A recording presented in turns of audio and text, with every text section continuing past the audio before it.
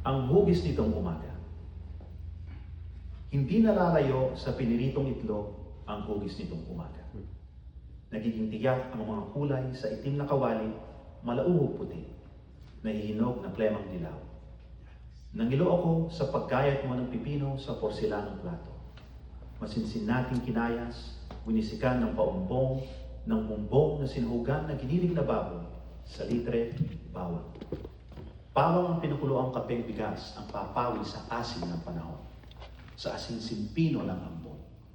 Hihilamusan ng sinangag, gatlagat lang kamatis, papantayan ng anumang tapang at antak ng nilamukos na itlog na pula, nilupak sa matigas-tigas na kaning pilit na bumabalik sa pagkabigkas matapos mabigkas ang mga unang pasasalamat at pangarap sa pagitan ng paghigot, pag-uya, pagsinghap.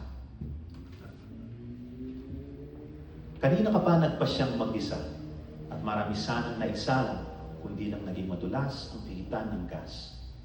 Kundi ka lang napuwing sa mga tahip.